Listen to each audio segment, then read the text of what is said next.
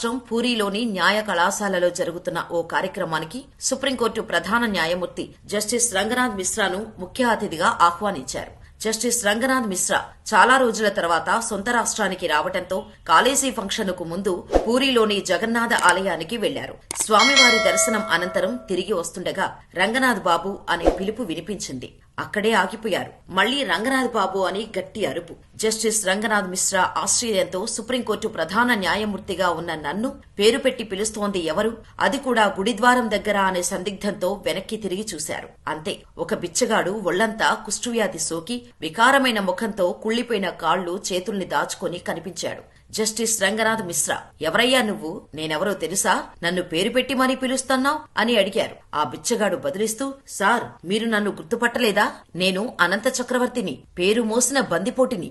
మీరు ఒడిశా హైకోర్టులో ప్రాక్టీస్ చేస్తున్నప్పుడు నేను మీ క్లయింట్ని. దోపిడీ హత్య కేసులో నాకు దిగువ కోర్టు జీవితకాల కఠిన కారాగార శిక్ష విధిస్తే మీరు నా తరపున ఒడిశా హైకోర్టులో వాదించారు. ఆ కేసులో నేను నిర్దోషిగా బయటపడ్డాను. హా, అవునయ్యా, గుర్తొచ్చింది.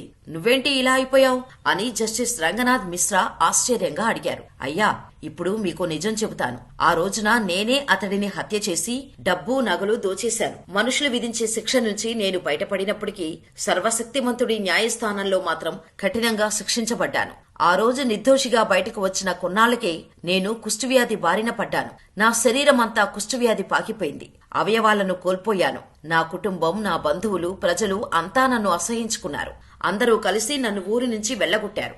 ఇప్పుడు నేను రోడ్లపై పాకుతూ ఆహారం కోసం అడుక్కుంటున్నాను. ఎవరూ పెట్టకపోతే పస్తులుంటున్నాను అని అనంత చక్రవర్తి గద్గద స్వరంతో చెప్పాడు.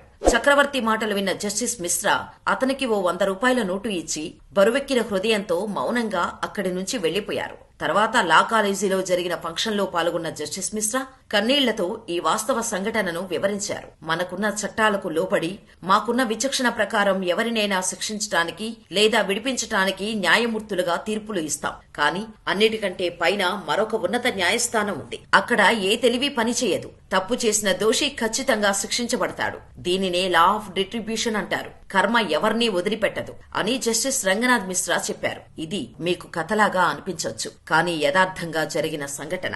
అన్నీ బాగున్నప్పుడు విర్రవీగి చివరికి ఘోరంగా పతనమైన వాళ్లు మీ జీవితంలో తారసపడితే వాళ్ల వివరాలు మాకు కామెంట్ రూపంలో తెలియచేయండి.